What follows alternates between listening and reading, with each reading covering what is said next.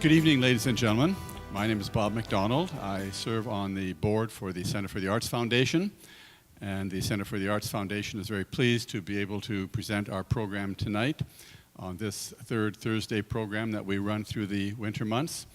This is our third meeting of 5 during this winter calendar. So we welcome you here. Our special guest tonight is Will Hornyak. Will is a professional storyteller. He tells stories, he teaches telling stories, he's a story man. And I know we're going to enjoy what he has to share with us tonight. We want to welcome Will Hornyak as our special guest, and I will turn the program over to Will, and let's sit back and enjoy his storytelling. I like stories. Thank you, Bob. Appreciate it. Thank you very much. How you doing tonight? Good. Thanks for coming out. We have a small but mighty crowd here, I would say. Good. It's nice to be here in the Gresham Museum.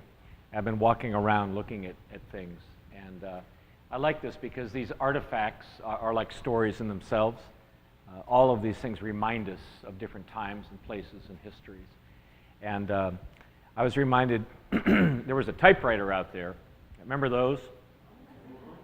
And I was a newspaper reporter when I first started storytelling, and we used to have IBM Selectrics in the newsroom. That was like the high-tech thing. Now you can't even find a typewriter anywhere.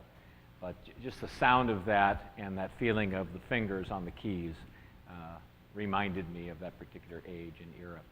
Years ago, the great psychologist Carl Jung once said that our mind is moving headlong into the modern age. Our soul is barely done with the Middle Ages. You know?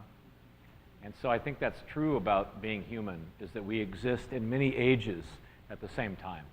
And I think one of the reasons that I enjoy stories and gravitated to storytelling was that there's an old part of me that resides in those stories and that is at home and at peace with those stories. So I thank you for the invitation to come here tonight and to share some stories.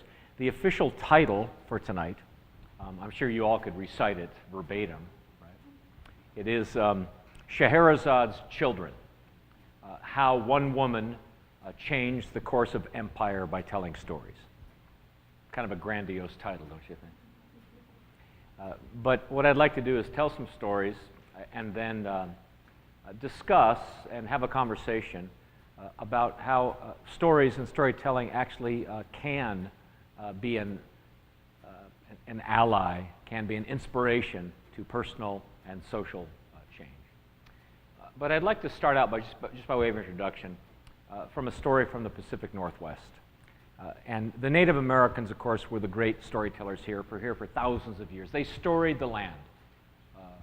And whenever I drive around, especially in central and eastern Oregon, when I look at the great landscapes, I'm reminded of the stories that the native tribes told. And this is a story that comes from the Snohomish tribe, but many tribes in the Olympic Peninsula and around Puget Sound tell the story. I need your help to tell it. It's very simple. When I say the word "ya," I just need all of you to say "ho." Ready? Ya. Ho. Good. Nice, sir. Very good. I like that. Good. You're hired. One more time all together. Ya. Ho. A long, long, long time ago, they say that sky was so close to earth. And back in the old days, the clouds were thick, they were dark, they were heavy. And because of that, the people had to walk around like this all the time, you know, to beneath the dark gray sky. And if they stood upright, they would, ow, bang their heads on sky. And of course, they were always getting angry, you know, walking around like this beneath the sky. Sometimes somebody very, very strong, you know, like Bob there, you know, like an administrator, he could lift up the sky a little bit, you know, but it would always come back down. For thousands of years, this is how the people lived, walking around like this, you know, getting angry. But finally, one day somebody said, hey, you know, I believe we could lift up that sky so high, it would stay there, but But you know, it would take all of us lifting together. People said, oh, well, that could never be done. No, no, no, no. You know, people live in many different places. They speak different languages. They have many different ideas, too, you know. Some live in blue states, you know, and some live in those red states, you know. And how could you ever get all those people together? But somehow, one day, all of the people, they did gather together. And on that day, they put their hands up, just like so, against the sky. And there came a great shout. Yah! Ho! The sky moved. Yah! Yah! Yah! Uh-oh. Sky was big. Sky was heavy. And sky, came down. But they decided to try one more time. Yah! Ho! And that time, sky flew up there so high, it stayed there. Look, it's still up there tonight. You can see it if you want. But they say that sky misses living close to Earth. And especially where all of us live in the great Pacific Northwest, where this Earth is just so beautiful. You see sky come down all the time. But it doesn't stay too close to the ground very long anymore, because the people have finally learned how to lift. Yah! Ho! Together. And to this day, I'm told by Vi Hilbert, a great Upper Skagit storyteller, that those two words, Yah-ho, or sort of a variation thereof, they mean lift together among many of the tribes that live around Puget Sound, which is where this story was born. Give yourselves a hand, you lifted up the sky.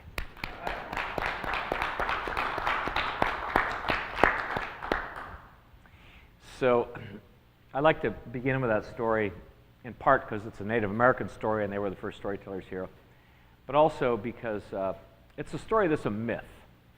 And Joseph Campbell, the great mythologist, he wants to find a myth as being, he said it's a story that's not true, that tells you a truth better than the truth could tell. You know? And it reminded me too, I was doing a class on mythology with a bunch of sixth graders a while back. And after a week, I asked them, I said, so we've been studying myths. I said, what is a myth? And one kid's hand shot up and I said, yes. And he said, Mr. Hornyak, a myth, that's one of those stories that's not true. And they keep happening again and again and again and again. I said, that's exactly it, right? They're not true on one hand and they're so true on the other hand, we can't keep them from happening. And so that's in part what I do is tell those kinds of stories, traditional tales. And I wanted to tell you about a great storyteller and in part what his method was for finding stories and why he was a good storyteller. Because to me, part of this evening is not just telling stories, but it's passing on ideas about telling stories and crafting stories. Because I believe that we are all tellers of tales. We all have our own voice and our own perspective. And this particular teller lived a long time ago. He was a rabbi. And his particular gift was he could find the right story for every occasion. And it didn't matter if it was a funeral, a joyful wedding, the celebration of a bar mitzvah. This rabbi could always find the perfect story for every moment. And years passed in this way. And then one day, a member of the synagogue came up and said, Rabbi, I want to know. How do you always find the right story for every occasion? And the rabbi, he said, you know what? That reminds me of a story. And he said, you see, there was this king a long time ago, and he wanted to be a great archer, a great bowman. So he studied with all the masters of the day. But one day, he was riding his horse, and he came through a village to the edge of the village, and he pulled up his horse because the king saw a dilapidated barn, but in the side of the barn, someone had shot a host of arrows, and every arrow penetrated the center of a bullseye. And he went to a nearby farmhouse, and he knocked on the door, and a young woman opened the door. And she said, yes, what is it? And the king said, well, my God, the marksmanship, who was it that shot these arrows into the side of the barn? And she said, that must be my son. I'll bring him to you. And she brought before the king a 14-year-old boy. And the king said, "My boy, I've never seen this quality of shooting. You must tell me what's your secret." And the boy said, "Well, Your Highness, I have no secret. But every day I do go to the barn, and every day I knock a few arrows into my bow, and then I shoot them into the side of the barn. And then on occasion I go back with little cans of paint, and I make bullseyes around them, you see. And in this way do I appear as a great marksman." And the rabbi said, "That's pretty much how it is with me. I just take a lot of stories into my mind and into my heart. And I find that life comes along occasionally and paints a little bullseye around them."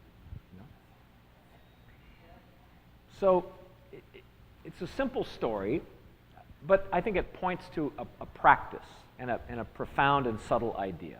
And first is that when he says he takes stories into his heart, to me, that's like the arrows into the barn.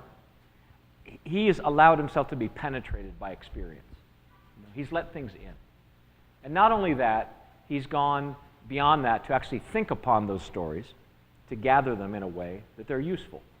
And once we do that, not only have experiences, but think on experiences, we'll find that life comes along and asks us questions or puts us in situations where we can say, "Oh, you know what? That reminds me of this. That reminds me of that." The other thing, too, is that the rabbi, who probably wrote things down, journaled a little bit, he had occasions to tell stories all the time. Why? Because he had an audience. And that's another thing that stories require. When people get together, we're natural story-making machines. And because the rabbi had to tell stories, he had to have things prepared, he had to have things ready. So he constantly had occasion to use tales. But I believe that as we gather a few stories together and make sort of a repertoire, it develops a magnet within ourselves that attracts more stories. And that attracts more occasions to tell stories. Because whenever I tell a story, at any occasion, people come up later and say, "That reminds me of a story."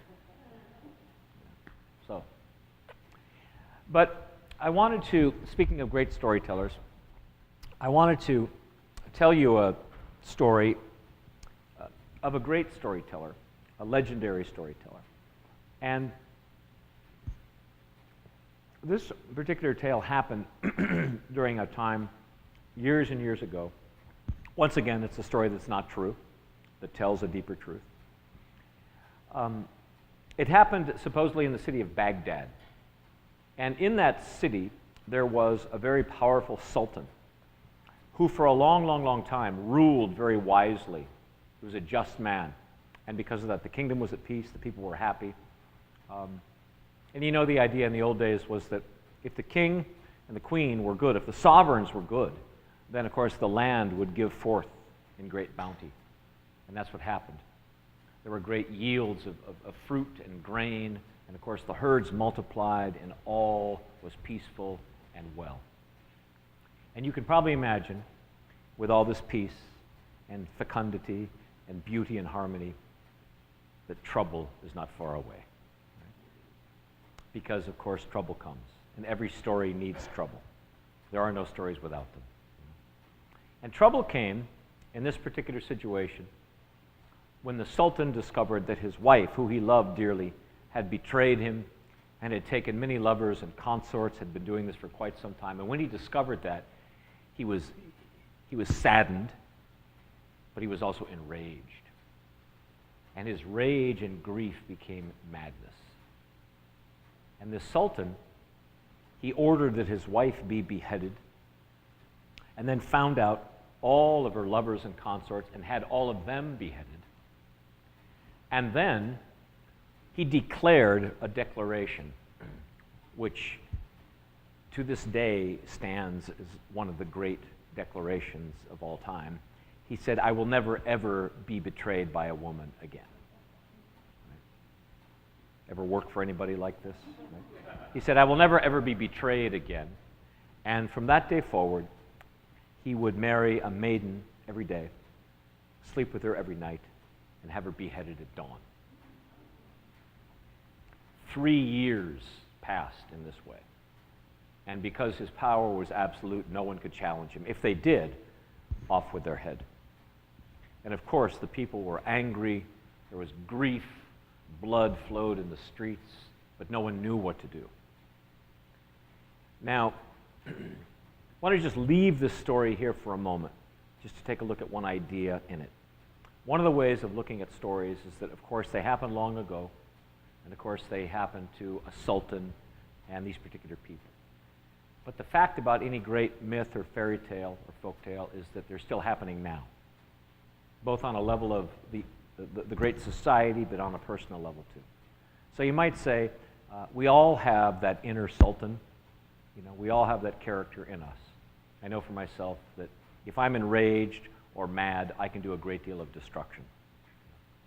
And so part of the question is, how do we deal with that creature? Because once we've known betrayal or hurt or pain, we can inflict a great deal of damage. There's an old saying that without vision, the people perish. And there's nothing like rage and anger and deep grief to cut off vision. And because of that, the people perished. And for 3 years, this was the situation. Now, the Sultan had a chief minister, the vizier he was called. He was an ally of the Sultan, he was a friend, but he was also the one responsible for carrying out the beheadings.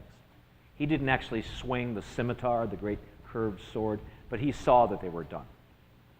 And this particular vizier had 2 daughters, a younger one whose name was Dunyazad, and an older one whose name was Scheherazade. And as was the custom of the day, because they were the daughters of a vizier, they were extremely well educated. They were educated in the arts and the sciences, probably in philosophy and theology and in language.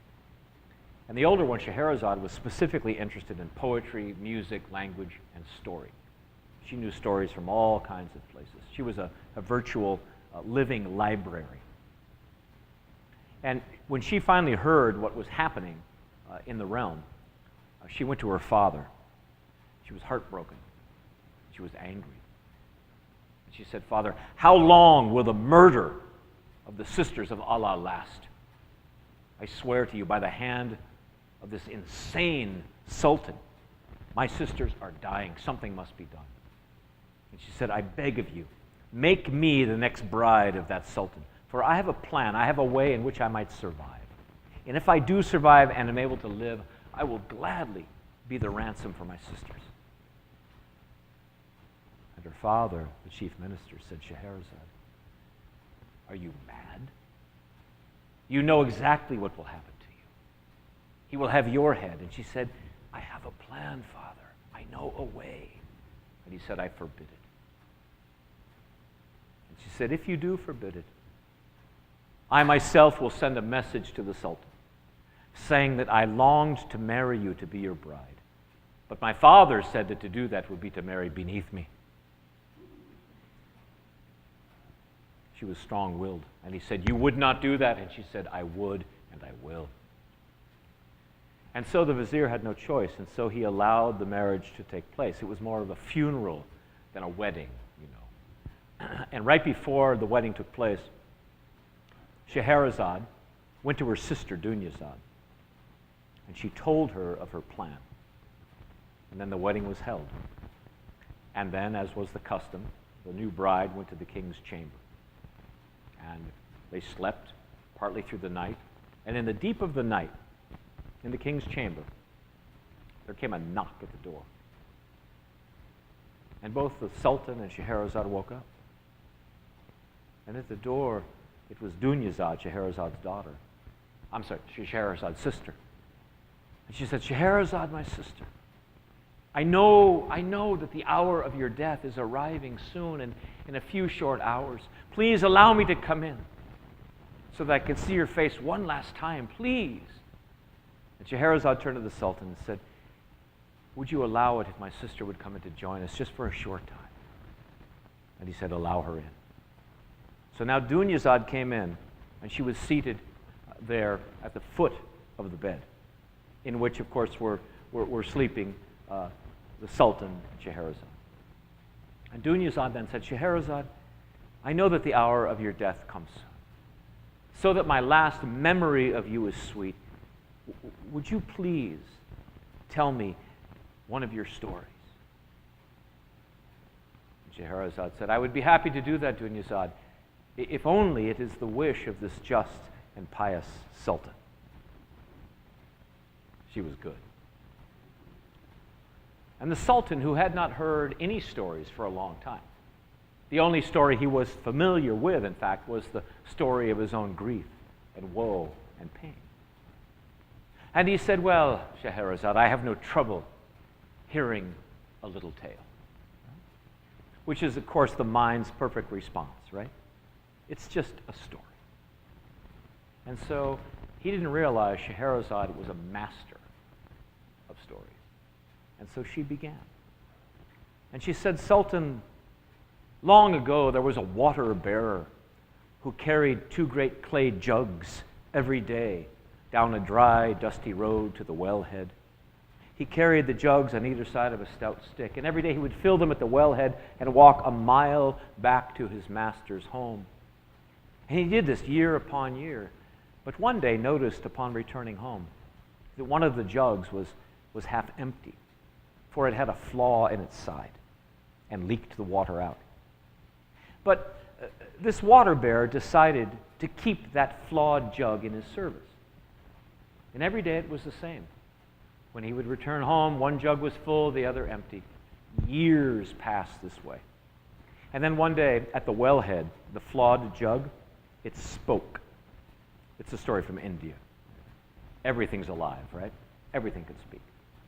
And the flawed jug said to the water bearer, Water bearer, long have I been in your service, and I wondered, why would you keep me, a flawed jug, in your service? Because I know every day when we return, the other jug is full, and I am always half empty for my flaw. And the water bearer said, well, it was because of your flaw that I kept you in my service. When I discovered water leaked from you, I decided to carry wildflower seeds with me. And I would throw them out on either side of the road. And one day I would return with you on this side and one day on the other side, but week upon week, month upon month, year upon year, the water that leaked from you watered those seeds. And he said, you have no eyes to see this, my flawed jug. But that dry, dusty road is dry and dusty no longer. For beautiful flowers grow on either side. The bees are constantly buzzing. There's bird song there. Many times, in fact, I have adorned my own master's table with flowers that never would have been made possible without that flaw in your side. The Sultan said, And do you have other tales? Do you think she did? You see, Scheherazade had been studying stories, learning stories for years and years and years and years. And so she continued to tell during that long night these stories. And some stories, they were funny. They made the Sultan laugh. Some stories were profound. They were deep. Some stories made him weep. And on she told these stories, and it was almost like a fresh breeze was blowing into a room that had been closed for a long time. It was like this fresh rain upon this hardened heart of the Sultan. But as the night wore on, Scheherazade began to tell him the story of a beloved merchant, a man who had family and friends and was beloved by his community. And he had been off for 2 years doing business and collecting debts that were owed to him. But finally he was making his way home. And his family was waiting for him. And he wasn't too far away, a day's ride.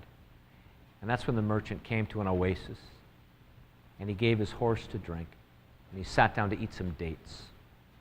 And he ate a date, and he had the date nut or the date seed, the pit, left over.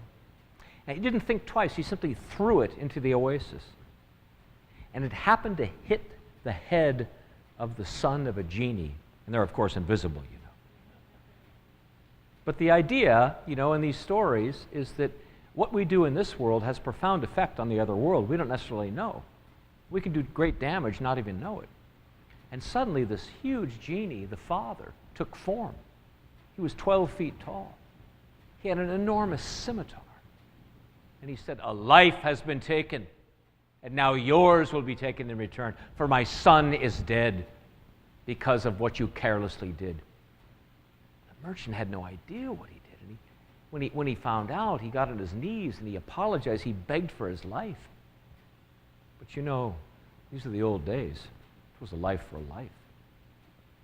And the genie said, a life for a life, and now yours for that of my sons. And he unsheathed a huge scimitar. And the merchant begged for his life on his knees, and the scimitar was raised up, and it was gleaming in the sun. And this genie took this huge scimitar that gleamed in the sun and gleamed in the... Scheherazade said, my lord, look, the sun was gleaming on the scimitar, and the sun is now gleaming in our window. For the dawn has arrived, and with it the hour of my death. And because of that, I will not be able to finish the story, which I'm sure you would agree has a most amazing and surprising conclusion. And the Sultan, of course, he did not want to trust this woman. He did not want to trust at all. But at the same time, he did want to hear the end of the story, you know. And he said, Scheherazade, I will tell you this. I will grant you one more day of life so you can finish this little tale. But mark my words, tomorrow will be the last day of your life. And she bowed to him. And she said, I am grateful, my lord, for one more day of life. You are generous, you are good, you are kind. Thank you. And the next night, she finished the tale. And of course, as soon as she did, she started another story. And just as dawn approached, she stopped another story and told the Sultan once again that she could finish it the next night. Scheherazade, over the course of 1,001 nights, wove tale upon fable, upon myth, upon fairy tale, from India, from China, from all over the realms that she knew of that time. And some of those stories, like Ali Baba and the 40 Thieves, they showed how a loyal servant woman actually saved the master of the home. Some of the stories, like Wily Delilah, were outrageous in body and certainly simply made the Sultan laugh. And over time, the stories gradually opened his mind to other possibilities. In time, the stories mended his heart. In time, the stories themselves allowed him to assume rulership, which he did. And once again, after 3 years' time, he became a good and a just and a great ruler. In fact, in time, oh my God, look at the time. I don't have the time to finish this particular story. But if you would grant me another day of life at some point, I certainly would, and I'm sure you would agree it has a most remarkable conclusion. And that's the frame of the Scheherazade tale.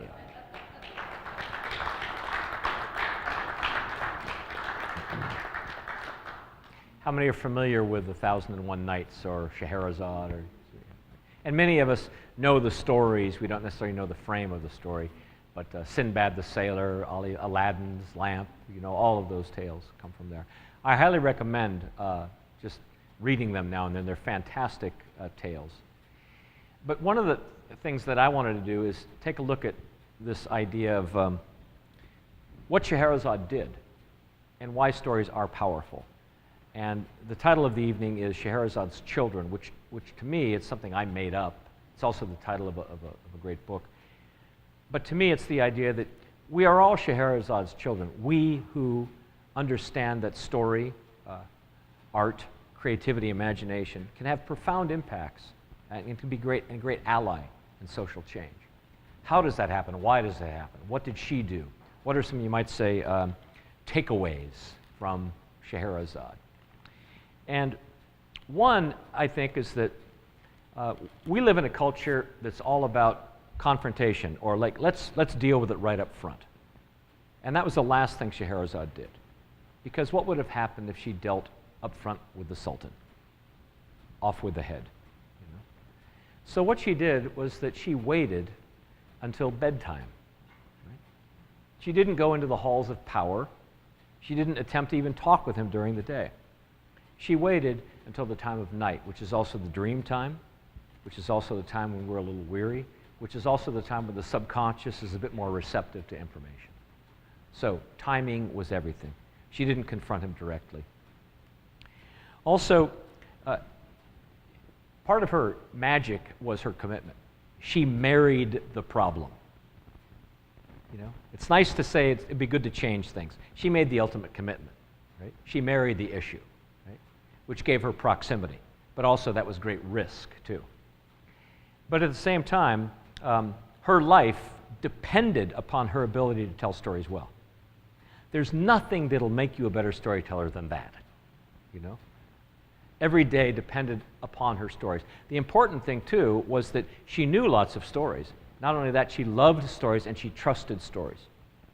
She wasn't necessarily trying to change his mind. She just knew that if she told him enough stories, it might help to heal his heart, because that had probably happened for her. She understood the value of stories. And this is in part the idea. When we're governed by rage, when we're completely stuck in grief, we lack imagination. And it's one of the reasons why stories are important, whether it's a story in a movie, the story in a book, stories told by other people. They tend to loosen us up again, and that's what she trusted. Also, story, the word story is code for storehouse. A story is a storehouse of ideas, characters, and strategies. And if you know lots of different stories, you might have lots of different ideas and strategies for getting out of problems, because stories are about problems, how people get into them and how they get out of them. There's a great saying which is, if you know lots of stories, you might be wise. If you know just one, you just might be a zealot. You know? Right? Yeah. So the idea that she had was that learn lots and lots of stories because they can give you lots and lots of strategies for dealing with situations. And the fourth thing that I'll mention is that she wasn't in a hurry. She worked slowly over time. You know? Her storytelling was kind of like the drip, drip, drip, drip, drip of water, which over time gradually changed the very groundwater of this sultan's thinking. You might say, if you're a tech person, she changed the operating system over time, you know, of the very sultan. So I believe that stories have that type of power, but at the same time, like Scheherazade, we need to trust them, and that's why I'm always an advocate for learning stories from as many different traditions as we possibly can. So I would leave you with a story from Ireland. Anybody here with any Irish blood in their veins? All right, good. Or Scottish blood in their veins? Good. Oh, even worse. Jeez. Well, Ireland is one of the great bastions of storytelling, in part because it took a long time for Christianity to arrive to Ireland. You know? And so they were kind of left to themselves for a long time. They weren't totally inundated by the Roman Empire, left to their own devices. Some people say that left them uncivilized and uneducated, okay? Which is a great advantage to storytelling, right? Because the closer you get to university, the worse the stories get. You know? Anyway, in Ireland, there's 32 counties now, but there are 4 traditional provinces. There was the province of the north, which was Ulster, and there was the province of the west, which is Connaught, and there's a province of the east, Leinster, and there's a province of the south, Munster. And they all have their sort of like identities and traditional modes. Ulster was considered a great place of martial power, military might, courage, and bravery. Leinster, it's where you saw the sunrise first. That was considered the land of prosperity. That's also where Dublin was. Connaught in the west, the wild, rugged coastline of Connaught and the great mountains, that was considered the place of knowledge and of magic. And Munster was the place of poetry and music. Sometimes they said that in Munster, for every shovel for labor, there are 10 fiddles for pleasure. And this tale comes from Munster. And long ago, there was a great folk healer whose name was Biddy Early. And she was the kind of woman that she knew every root and bark and berry, plant and leaf that grew all around her. And she knew how to use all of those to make healing concoctions. And she could cure a malady of the body, but they say she could also cure a malady of the spirit and the soul. She was kind of a counselor. You know. They would say that Biddy Early can pull the dagger of a bad idea out of your brain. You know. The people loved her and they trusted her. And the priests, they didn't like her too much because she was terrible competition. You know. But they say that she would sometimes get visited by the priests in secret because they wanted to get some information from her. You know. When she was very, very old as dirt, she would have said, she was in her hut. It was a cottage. It was one of those whitewashed cottages with the thatched roofs, and it was at the edge of town. And she was in the front room. She was cleaning it up. She was sweeping out the front room late in the afternoon, and a knock came to the door. And she opened the door, and who was standing right in front of her but Death himself. And Death said, well, grandmother, I've come for you now. You probably know that every person has so many years and so many months and so many weeks and so many days, and all of yours have come to an end, and so you'll be coming with me now. And she said, well, you know, I can't say I'm not disappointed. I thought I had a few years left. I feel fine, you know. But I've lived a good life. I've been loved, and I have loved, and many fine things have happened, and I'll be going with you, Death, just as soon as I finish sweeping the front room here, because I'm not leaving a dirty house.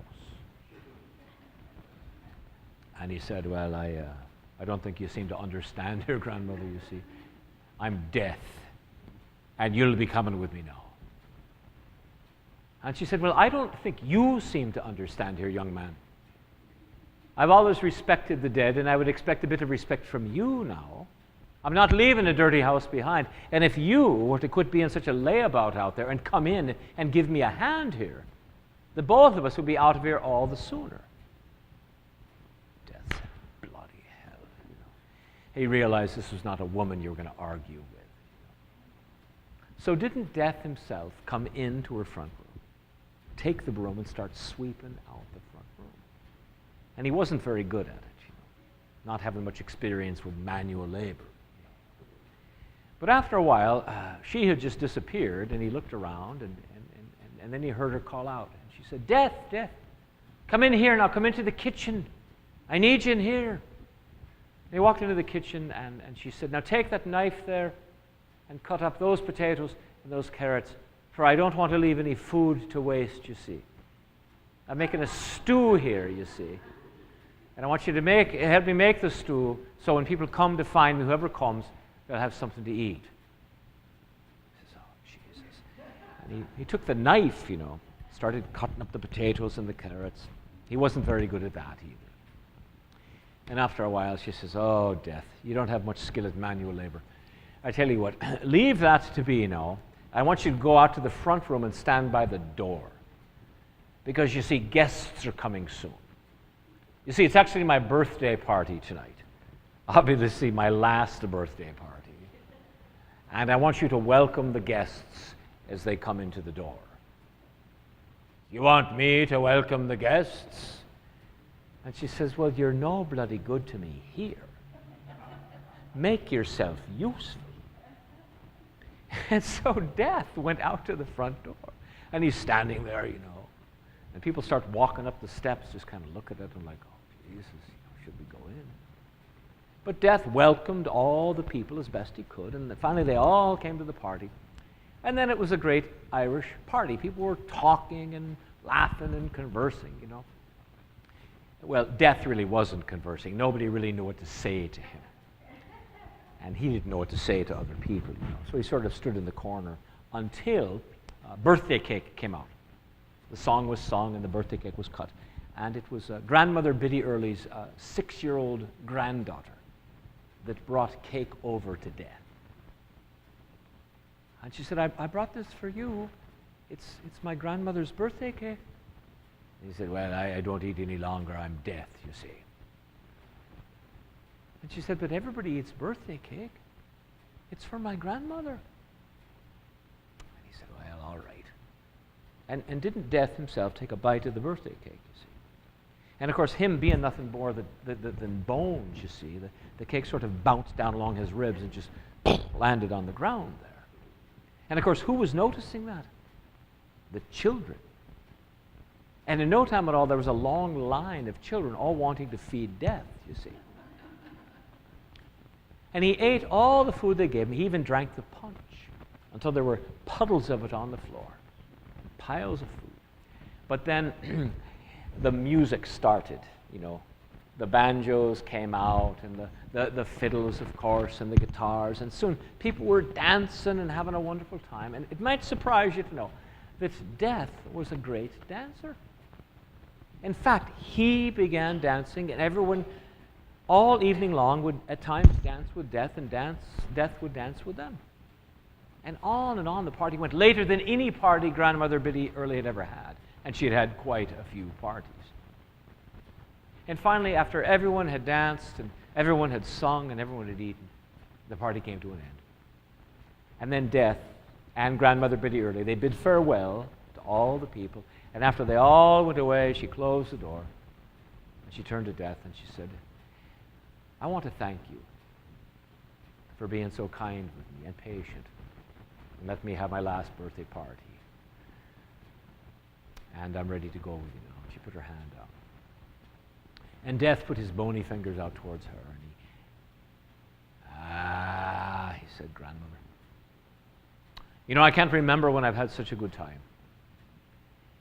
Truly, it was fun. I rarely get invited to parties, you see. It is even rare when people feed me and dance with me. I tell you what, Grandmother, how about if I come back for you next year for your birthday party? And we'll see about that then." And she said, "Well, Death, whatever it is that you want is fine with me." And he said, "Well, that would be fine." And away he went. But sure enough, he came back the next year at the same time. But the fact of the matter was, it was pretty much the same as the first year, except for the fact that he was much better at sweeping and cutting up vegetables, you know. And the fact of the matter is, too, that those parties with Death are still going on to this day. And Grandmother Biddy Early wanted me to tell all of you that the next party's coming soon, and we're all invited. And that's the tale of Grandmother Biddy Early and Death. Thank you. We'll have an opportunity in the last few moments that Will is here with us to ask him some questions. He may have stimulated some thoughts and some ideas that you'd like to ask about. And so I have the microphone here. I will come to you so that you can be heard through the TV program being broadcast here. So I see the lady at the back. We're going to start with her because she put her hand up first. Sorry, I didn't read the biop before I came, but I wondered how you started in this old tradition. I love it. Yeah, you know, I started out writing stories as a newspaper reporter, and my mother was she was Irish, and she was a great conversationalist. And my dad, he was a doctor by trade, but he was a humorist and loved jokes and storytelling. Did he tell you stories? He did, yeah. Was he an operating doctor? Or He was an eye surgeon. An eye surgeon. And he had a great bedside manner. These were the days when I could carry his black bag in the hospital when I was like 7 or 8 years old and go and visit the patients with him. And I just would notice he would sit with them and tell them jokes. And then they would tell him stories. And he would tell them stories. And that was in part, my indoctrination. And where did you live? San Francisco. Oh, San Francisco. Down there, yeah. Okay, so of all areas then, did you live in San Francisco? San Carlos, south of there, but I also lived in the city for a couple of years too. Are you from San Francisco? Yes. All right, what part? Yeah. Well, I lived in North Beach for Uh-huh. about 4 years, and then the Richmond area. Sure. And then I lived in Hercules, which was a new area. I know it. Yeah. That's good. No, but to answer your question a little bit further, I never heard a storyteller until I was 25, 26 years old. Oh. And then I heard a man whose name was J. O'Callahan, who to this day is one of the great traditional folk storytellers. And where did you hear him? That was in Seattle. Oh, okay. And it was a place, the Museum of Science and Industry. There was a group of about 300 people. It was a family audience. And Jay got up on stage. The lights went out, just one spotlight on him. And after 45 minutes, when the lights came back on, I literally said to myself, my God, where did everything go? Because I had made all these characters, all these settings, and I just thought, what a powerful art form. And he was a master teller of tales, too. But that's what really inspired me to say that's something I want to do. And you were 25? Yeah. Did you say? 25. And then you took it up? Yeah, I started a volunteer time at libraries and schools. And then I was a carpenter then. I gave up journalism, started earning my living doing carpentry, but developed a repertoire of stories in volunteer Wonderful. time. That's wonderful with your background. Thank you. Thank you. Thanks for the question. Next question. Okay, Marty, right here, and then we'll go to Sue. Do you have a favorite kind of story that you tell? I mean, what's your favorite kinds to tell? Well, you know, there are favorites I have. Like, I really love the old myths, Irish myths, Russian myths, fable and folktales. However, I'm really a big tall tale fan. And to this day, when I go into schools, I tell the story about the steelhead that I caught on the Sandy River and that I kept alive in a rain barrel and eventually emptied water out of the rain barrel every day until it could finally breathe air. And then we taught him how to walk. And eventually, of course, we decided with a big steelhead, we would take him steelhead fishing. And the sad thing was, you know, the Sandy has a lot of rapids in it. It fell out of the boat and drowned. And I saved it and gave it to my fishing partner who knew mouth-to-gill resuscitation. And then I tell the kids, I'm going to teach you mouth-to-gill resuscitation in my effort to leave no child behind. Then I show them exactly, you know, how to do it and this kind of stuff. So anyway, I love tall tales. I thought it would be fun to hear from you since you talk to a wide range of ages of kids, I think. Mm-hmm. So give us an idea of, you know, what kind of reaction you get from the first or second graders as opposed to maybe our fifth graders. I think it'd be kind of fun to hear that. Yeah, that's a good point, you know. When you get first and second graders, when you just show up and say, do you want to hear a story? They're just like, yes, yes, yes, yes, you know. And when I first started telling stories, I could only work with kindergartners because I was so terrified. You know, because you have to be somewhat vulnerable to tell a story, and I was afraid of criticism. And like to me, fifth graders were like, wouldn't even go near them, you know. And but fifth grade's sort of the limit. It's when you get to sixth grade that they're sort of like storytelling, huh? I don't think you understand how old we are. But that's just a very thin veneer, you know. And but the important point here is that.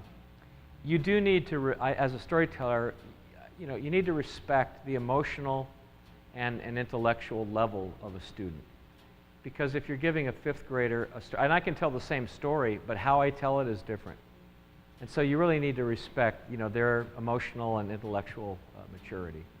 And I love the different ages for what they're open to. And one thing, like I like to go into middle schools, and one thing I've said in the past, which I think it still stands true for me, is that middle schoolers, they have a narrow bandwidth, but a real strong signal. You know, and if you can find the signal, it's like you're in, and you've got good, you know, rapport going. So. Okay, Monica. You said, well, that you have, if you have a wide repertoire of stories, that it can help you solve problems. And you didn't say it in so many words, but something like that. Yeah. Can you name a time in your life when you actually used that, where something came up and you were able to use stories to help you solve problems? Yeah, well, when I was a newspaper reporter, I got a grant to live in Peru. And so I went down there and I lived in Peru for a year and a half. And I thought this was going to be like, this was going to bump me up to be the next Ernest Hemingway or something, you know. And you know how sometimes, you know, watch out when your dreams come true? And within like 6 months, I just fell apart. I just didn't want to write an article any longer. I've been writing articles since high school, and I just didn't know what to do. And I couldn't read any newspapers, and I started to find poetry. And I started to read poetry and short stories. And that kind of literature just brought me to life again. And I started to memorize poems and write down poems that I liked. You know? And then one night, I was living in the Andes mountains around Cusco for a while, and every night I'd go for a walk up in the ruins outside of Cusco, and I'd walk around these ruins. And I would remember bits of poetry that I had memorized, you know, stuff from Chaucer, stuff from Yeats, stuff from Neruda. And I would just like speak these lines of poetry. And speaking the poetry felt so good to me. And there was wisdom in the poetry. You know? And little by little, I would piece these things together. And finally, one day I said, you know, this is really fun to do sometime, like maybe make up a story. You know? So that's how, in some ways, like words and poetry and story, you know, saved my life or helped me put my life back together. I was going through a hard time. Both my parents had died. And that's in part when I gravitated to storytelling. I heard J. O'Callahan. And I realized that one thing that stories did for me was that because I was kind of closing down, I was feeling, you know, I was hurt, I was angry, I was afraid, I didn't know what was happening in my life. An important relationship dissolved. When I heard Jay's stories, I realized that, you know, I had laughed, I had been whisked away to see things in a different way. And I just thought, this is powerful medicine. So I just kept putting myself into contact more with story and storytelling. Also, I just asked too, if you don't have a question, I'd also like to know too, if anything in any of the stories stand out to you, or what you saw in the Scheherazade story or the Biddy Early story. Because one thing about storytelling is that I tell the story, but everybody has their own connection to it. You know, you make up the pictures in your imagination. So I'm always interested to know what stood out for people or what you saw or thought.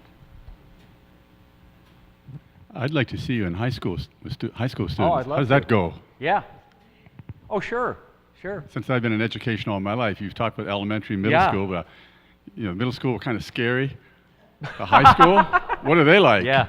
Well, I get invited to a lot of high schools in early June. Graduation time? Well, when the teachers are just really tired, you know? And it's like, hey, come into the gymnasium, and then, you know, there's 300 students there. But part of it, too, is that story has a particular power because people really do want to, you know, they really do want to listen.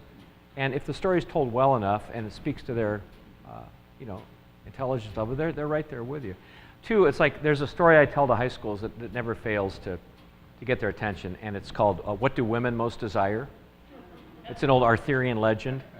And just, you know, just a part of the gist is that King Arthur's riding through the woods, and he's chasing a stag, and at the end of the day, the stag disappears, but this big ogre comes out of the woods with a razor-sharp broadsword, and he says, King Arthur, you're trespassing, these are my woods, and now from your head, your shoulders your head will roll. And the king says, give me one chance, give me one chance. And the ogre says, I'll make you a deal. If you can answer a simple question, you're free to go. And if you can't, your head and kingdom belong to me. And the king says, well, what's the question? He says, it is this, what do women most desire? Right? And at that point, the high school students are like, you know, this might be interesting, you know? And I have one of the kids come up and play the ogre, you know, and then I usually have the principal play Sir Gawain, you know, so. Well, then what really gets them too is I say King Arthur went home, and he sent all the knights out, and they asked every woman in the realm what they most desired. And I say, you know, in the high school, I say, women of this realm, what do you think the women of that realm might have said? And like the hands fly up, you know. It's like diamonds and, you know, a Visa card and, you know, world peace and beauty. And it's just amazing. They give all these responses and, you know, so that's part of it to get the audience into the picture, you know. Well, having spent all my life in both elementary and high school, I know that a good storyteller can catch the attention of even high school students. I know that. I've seen it many times, many times.